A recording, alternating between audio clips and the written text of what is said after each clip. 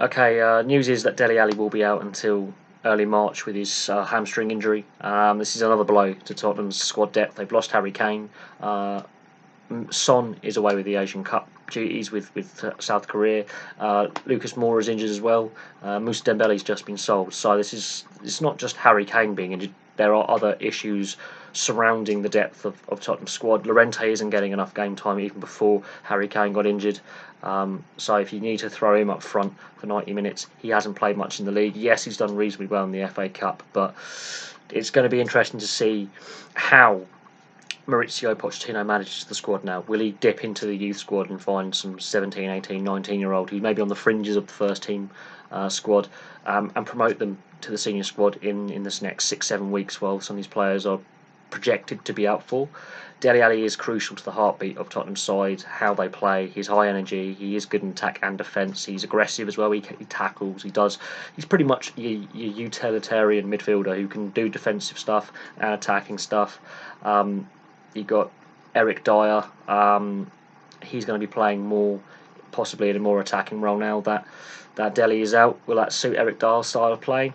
Will it suit Tottenham's style of play, having Eric Dyer playing slightly out of position in the midfield? We shall see. Winks played very well at the weekend. Will he have to adapt his game somewhat in the next couple of weeks and play slightly different positions in the midfield? It's going to test the squad depth of Tottenham, and the criticism of Tottenham is they made no new transfers in the summer. They only re-signed players on contract extensions. That's the issue, and the risk is they could be left behind by Man City and Liverpool in the title chase. They already are giving up some ground to City and Liverpool. There are several points back, and they're not a million miles away being caught by Chelsea, Arsenal, Man United. Man United have really mixed it up now in the top five, so there is a risk they could slip back into the clutches of a very, very highly contested battle for the last Champions League spaces. So they're sort of between a rock and a hard place.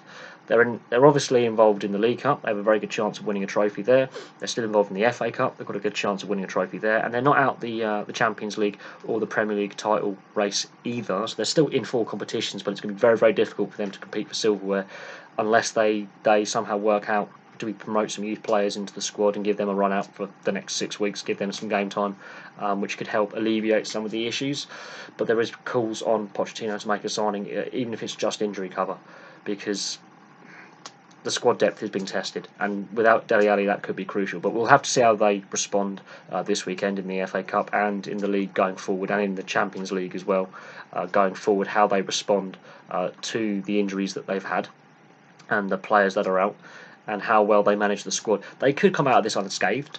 They could come out of it unscathed and unbeaten and not drop too many points in the league, and they could still be very, very competitive, or they could have some trouble where other players go down injured because they're having to play them out of position. They could struggle tactically. It's going to be interesting to see what happens, but debate is open. Tottenham played very well last season. Pochettino felt they didn't need to invest in the squad, that the squad he had was good enough. But now the questions are, he needs to sign some players, and these injuries are highlighting possibly that he should have strengthened that squad in the summer. But there we go. Thank you very much for watching. Dele Alli is out until early March, and we'll have to see A, if he can recover quicker than that, and B, while he's out alongside Harry Kane and Moura, how well Llorente plays and where the goals are coming from, and the midfield creativity. So there we go. Thank you very much for watching. Please like and subscribe, and I'll have some more videos for you soon.